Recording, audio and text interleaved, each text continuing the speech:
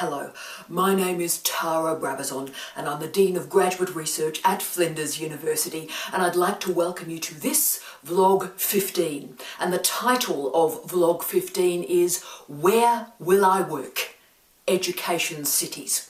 Many of you have emailed me about the question, what's next? What happens after your PhD? And indeed the wonderful Erin sent me an email with about 15 questions and possible vlog topics about what's next. So this vlog is really the first moment in that discussion.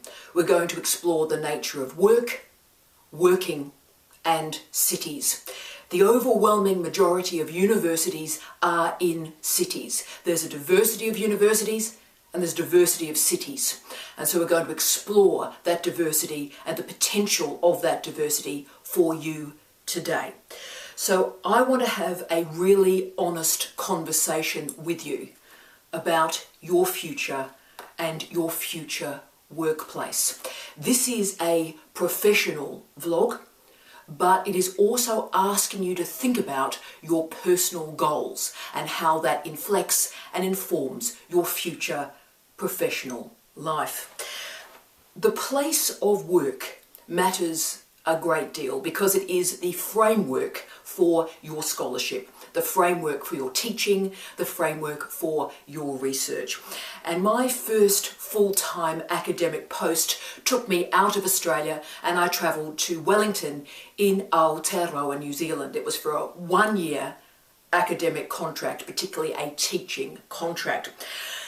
And I always remember my first night in this truly dreadful cellar room really, in Wellington. I'd left my wonderful life behind me in Perth in Western Australia. It was a life of friends and family and music and dancing. And I'd landed in Wellington not knowing a soul and having to reboot my entire life. And I remember on the first night when I was laying in my bed in this cold, really, really cold Wellington cellar flat, that I remember really sobbing, that deep cry, thinking, what have I done? And yet knowing that if I went back home and walked away from this first academic post, I would never get a chance to work in universities again. So I stayed and I survived. And I thrived, and the scholar I am today was built with that first academic job in Wellington. Wellington is a wonderful city. I made incredible friends there, taught some of the best students in the world. It was amazing. But 21 years later, on Easter Monday this year, I flew into Adelaide alone, not knowing a single soul. And once more, I landed and was about to live in a cellar flat, indeed, a cellar room. And if possible, this room was even worse than the one I was living in Wellington. In fact, it was the worst room I had ever seen in my entire life. Your entrance to this particular cellar was at the back of the house, and when I walked past the front lawn, I saw, there's a decaying stove and a decaying lounge suite in the middle of the front lawn. So once more, on that Easter Monday this year, I sat on the bed of this decrepit, dirty cellar flat and started to cry, thinking once more, what have I done? I'm telling you these stories because academic mobility is hard, it is tough, but it's also an incredible pleasure, an amazing gift, because if I hadn't come to Adelaide, I wouldn't be in this fantastic job and I wouldn't have a chance to be working with you all now. So I survived both those cellars and I lived to tell the tale. But the question is, what will your tale be? So I've called this topic today Education Cities. So what I'm trying to do is help you understand the shape of education cities, where we work, and the impact of where we work on what we do. And so that you receive the full portfolio of options, once more this week, I'm going to go downstairs and I'm going to talk to Steve. As a lot of you know, our night job, outside of our responsibilities at Flinders University, we are involved in being city imaging scholars and city imaging practitioners around the world. We help men and women understand the best way to develop cities in terms of urban development. That's what we do. So we're going to use a little bit of that expertise to help you today. So urban planners, urban theorists, city imaging scholars tend to structure cities into tiers to help us understand policy, to help us understand the theory of urbanity.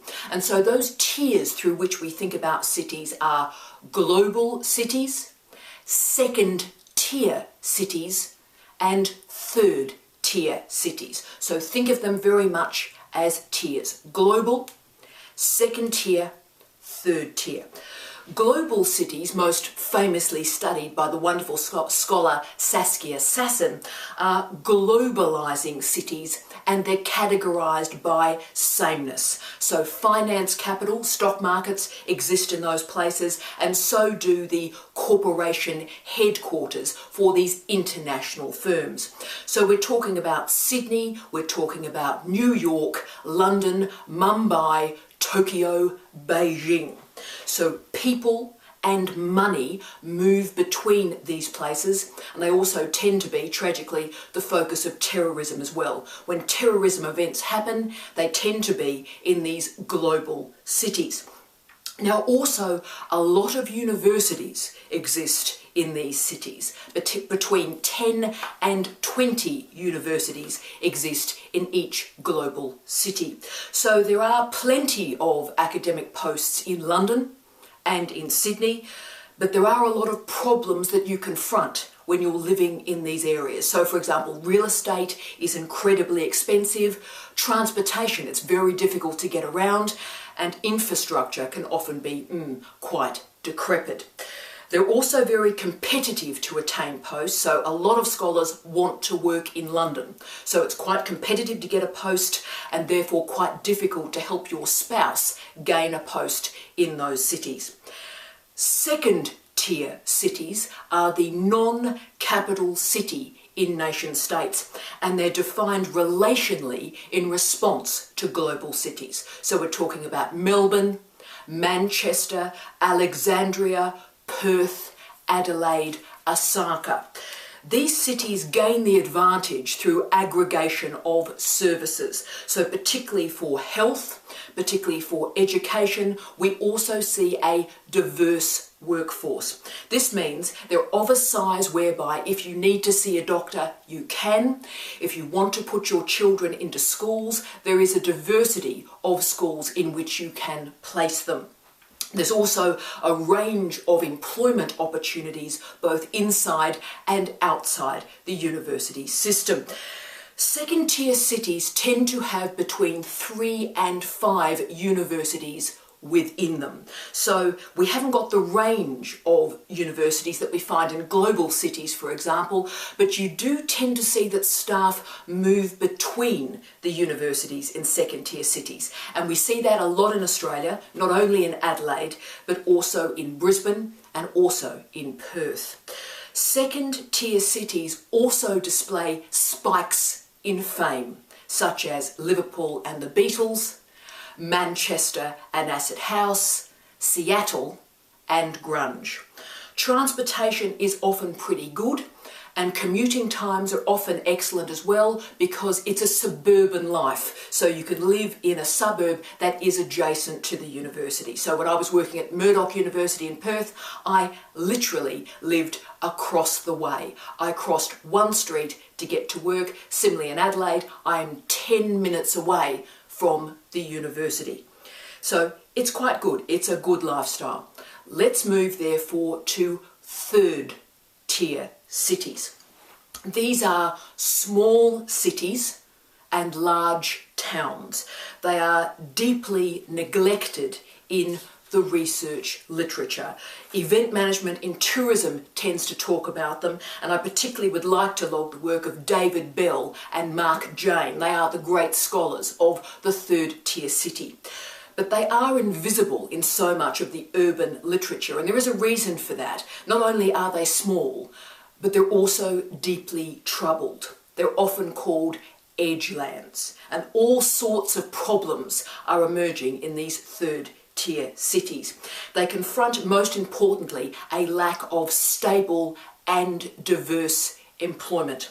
Examples of these cities include Bathurst, Wagga Wagga, Invercargill, Stoke, Bolton, Eastbourne, Windsor, Oshawa. Many are former manufacturing cities. They had one industry, and then that industry left. So they are cities without a purpose. They lack a strong employment base. They also lack health and educational opportunities. And they often only feature one university, or indeed the outlier campus of second and global tier cities' universities. So the challenge in the third tier city that we as academics have to manage is they are the easiest places to get a university job.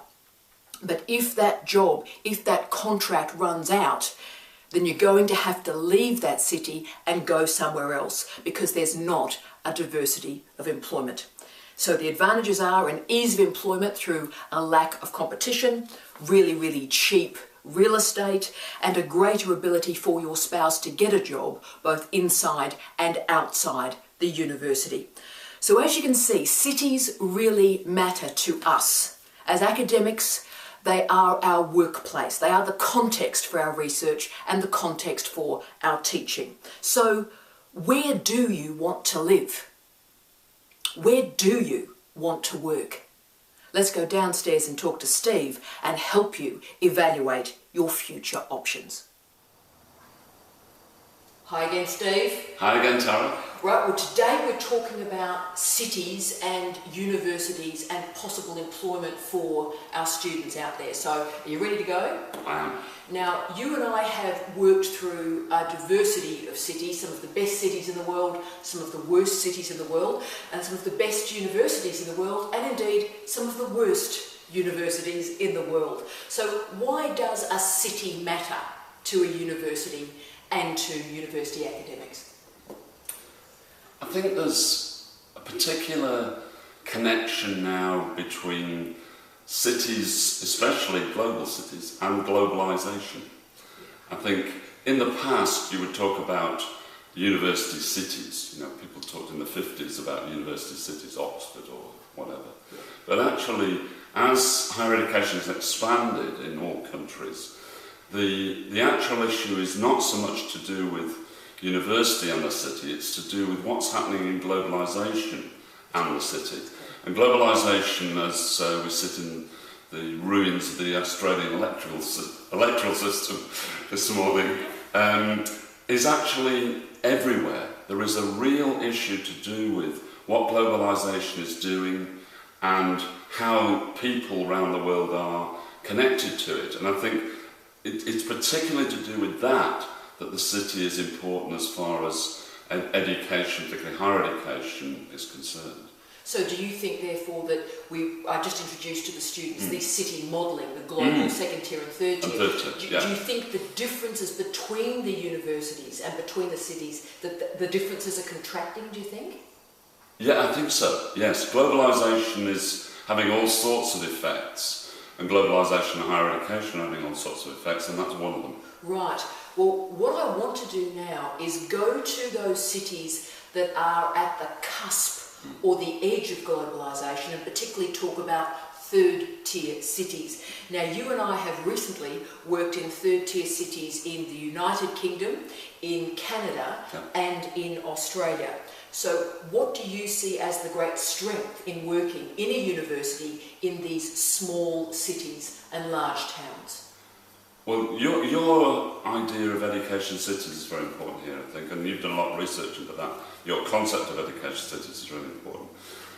But I think you're right. I mean, certainly in terms of our experience of third-tier cities, there is something happening in those sorts of cities which wasn't happening before. And I think, again, it's partly to do with globalisation. Those cities are actually almost dependent on the university, on higher education as an industry. Now, that hasn't happened before. And we've certainly experienced that.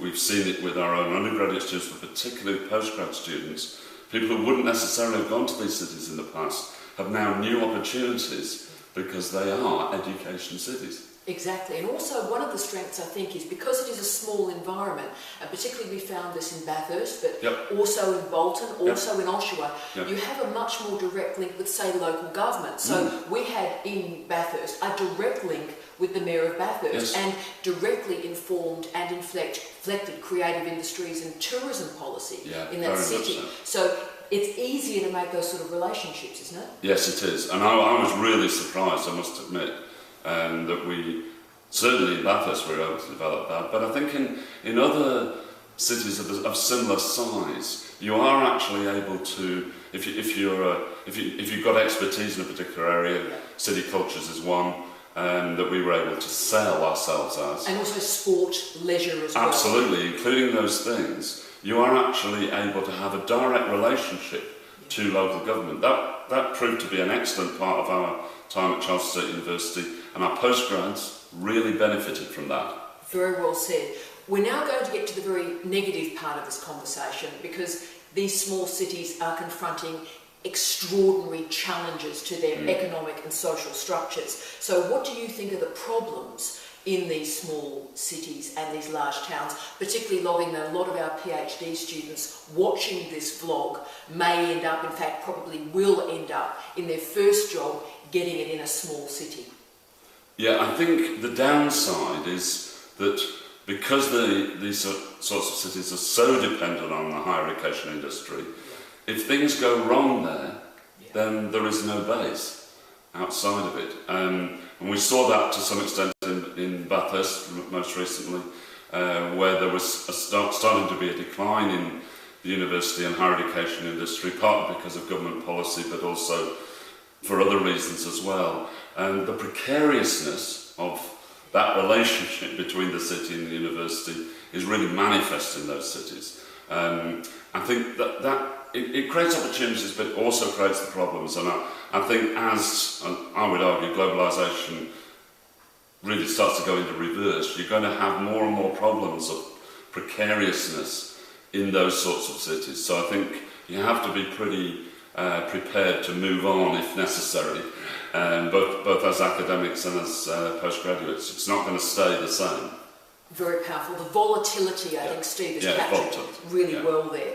We've also spent, though, probably the bulk of our professional lives in second-tier cities. Perth, now Adelaide, Manchester, and also beautiful Vancouver as well. Are these cities like Goldilocks's chair?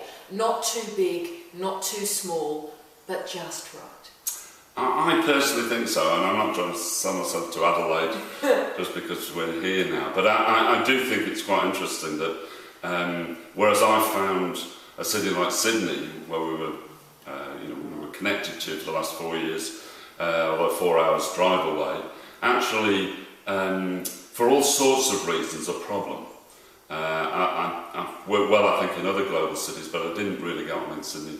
And I think Adelaide is a great example of an education city, post-industrial city, manufacturing going down. Tonsley, Hyder Tonsley. Absolutely. And the idea of a city built around popular culture, for example, which is a real possibility in Adelaide, the idea of a festival city, as it's called. I think there are all sorts of possibilities in a city like this. Very similar to Perth, similar to Perth in Western Australia, where I worked for Jeff Gallup a decade ago, in terms of creating a creative WA. I think the idea of a creative SA, creative SA, is a really good example as well. And I think one of the reasons is because of its size. And its links, particularly, as I found in Adelaide, to 4 universities, and to really interesting dynamics between those 4 universities. So I think it is to do with size, but it's also to do with the way in which these cities fit into globalisation. You can do a great deal now with second-tier cities, which you couldn't do perhaps 10 or 15 years ago. Yeah, because of digitisation, I think as well. Absolutely. Mobile city cultures, as I've called them, theorising them after Paul Virilio. I think you're absolutely right. There's something happening here to do with mobility, digitisation, deglobalisation. Yeah, and also you've got all the analogue advantages too, like a great music industry, great sporting industries, so they're very pleasant places to live, which we may return to in a second. But picking up on your Sydney comment, let's talk about global cities. Global cities are really, really challenging. Some of the best universities in the world are based in these global cities, without a doubt. But there's simply issues, as you and I have found, with the running of a day-to-day life. How many hours, nay days, nay weeks have I spent trying to negotiate London's transportation system, for example, Sydney's infrastructure? My life just simply got lost in the Rex Lounge waiting for transit. And I do think Sydney Airport is the worst airport in the world. So there's all these sorts of challenges. I think Toronto is better, mainly because they've committed to, I think, public transportation in particular. But what do you think for our students is the big challenge in managing these mega cities? I think there are challenges, but I also think you need to emphasise why they're attractive, particularly for students and for academic staff. They're exciting. Yeah. And there are reasons why globalisation, particularly over the last 20 years or so, drove itself through big cities, through world cities. And you mentioned Toronto, Sydney and some of these others which we've worked in. Universities in those cities are important, but they're not education cities in the same way as we've been talking about in other senses. And actually, universities, partly because I think they've lost their purpose in general, have really struggled in these cities. They really don't know how to brand themselves. Are they corporations? Well, maybe not. But they're starting to look rather out of touch in a lot of global cities. And that's a problem for academics, a problem for postgraduates, and for postgraduates trying to get their jobs, which is why they may be better off looking in the second and third tier cities, actually. Yeah, very good point. I also wanted to talk about spousal policies, Steve, and this is quite a controversial area, but as always in these vlogs, I think we should go there so people are aware of the language and the debates around these issues. A lot of North American universities have spousal policies in place, which means that people like you and I, academic marriages, we can actually survive and we can live in a city and live in a university and have that stability of a workplace, yeah? Obviously, you're Steve Redhead, I'm Tara Brabazon, we've both been professors for a very long time, so it's easier for us to move around than perhaps some of our PhD students. But what do you think is the advantage of a spousal policy? Why does Australia not have them, and should we? I think there is great advantage, not just from this point of view, but actually, universities, we're talking about precariousness and globalisation, deglobalisation. What universities need in many ways is stability in their employment practices. A lot of people are employable, but actually, if as we found, we were split 15 years ago between Perth and Manchester, for example. I did 8,000-mile commutes, and a lot of people are doing those sorts of things in globalisation. But actually, stability is crucial, and stability in terms of people's relationships, as we actually talked about in another vlog, is absolutely critical in the contemporary academy. So I think the idea, particularly in North America, of spousal policy, which we benefited from, I think is an excellent idea. I think it should be extended. I cannot understand why other countries don't do it. I really cannot understand it. It seems to me to be absolutely sensible to do it. Yeah, and the pressure on relationships. Now, we'll tell the Brighton story, by the way. The pressure on relationships for 2 academics is incredible, guys. I'll give you the Brighton example. Steve got a professorial post at the University of Brighton, one of the great universities in the world, magnificent city. Everybody wants to live and work in Brighton, like everybody wants to live and work in Manchester. These are great cities. And one professorial post came up that I could apply for. I had one shot to gain a professorial post and join Steve because there was no spousal policy in place. So hundreds of the best scholars on the planet applied for this job, and I fought my way through, and you remember the shortlist, amazing scholars were shortlisted, and I had to fight my way through, and it really was, I had one chance to get there, and I pulled it off. But the incredible slog, I mean, you had to be sort of a Tara Brabazon to do it really. So outstanding teaching, outstanding research, and arrive able to really fire up postgraduate students. But the pressure that I still remember the night before that interview, I kept on thinking, I've got one chance here, and if I fail tomorrow, and I did treat it like failure, if I fail tomorrow, then we'll just have to reorganise our entire lives. So this is a major area, isn't it? I think I said to you, if you fail, we'll go back to Australia, basically. But I think that's a great example of how difficult it is. And that's why the spousal matters. Partly because people in academic relationships are very often in different stages of their career, which we were certainly at that time. You need, as I say, you need stability, but you need a policy which provides long-term stability for that relationship. As universities, you're always going to get the best out of people when they're stable. Yeah, and it's not jobs for mates. We're not talking about doing deals and all the rest of it. This is about transparent procedure, I think. Yeah? And I think the thing about spousal is that very often it is going to link people in, say, first-tier cities and second-tier cities, or maybe second-tier cities and third-tier cities. You're not necessarily going to be in the same place always. Yeah, that's right. And again, linking with the conversation we just had too, one of my favourite articles on the planet was written by Mitchell et al. And it was called, quote, "The Geography of Happiness," which I just truly adore. So for you, what creates that livability for academics in cities? I think it varies, but I think particularly if you're working in sort of areas that we are, working, a lot of our work has been in city cultures from an interdisciplinary point of view. You want to be able to live in those cities and actually, riff off the culture in order to do your work. I don't think it's just about pleasure and leisure. I think it often is about work, actually. So that idea of geography of happiness is actually very important. It's productive in terms of academic development as well. Yeah, I agree with that. And last question, Stephen, I wanted to finish off by talking about PhDs and mobile doctoral education and mobile doctoral students.